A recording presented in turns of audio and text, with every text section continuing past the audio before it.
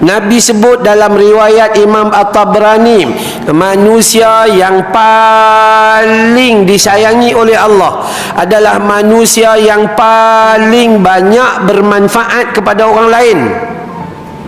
Bukan orang baca Quran 3 hari 30 juzuk paling baik, bukan tahajud 40 rakaat, bukan. Manusia yang paling baik di sisi Allah adalah manusia yang paling banyak memberi manfaat pada orang lain. Awak jadi isteri ni, suami tu dapat kemanfaatan tu lega daripada menikah sampai mati. Segala macam manfaat awak bagi. Awak basuh baju dia, awak gosok baju dia, sediakan daripada seluar dalam sampai ke segala macam awak sediakan. Awak tomeh kadang tak jadi, kadang jadi, kadang tak jadi, kadang jadi, masak sampai ketua masak kan, ya. Maka pahala ada. Nikmatnya sangat besar, manfaat. Kami suami cari duit bagi dekat bini, kami makan sepinggan, bini makan 3 pinggan kan.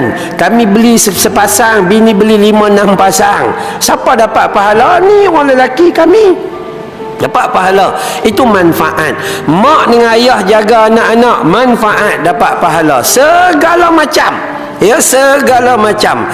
Maka sebab itu kita kena cerdik di dalam menguruskan kesempurnaan yang kita ada hari ini ni. Kita ada tubuh badan, macam mana kita nak uruskan ke arah manfaat. Ada duit, salurkan pada tempat yang betul. Tengok sial menantu ni pun bawa motor nak hantar makanan Food Panda tu pun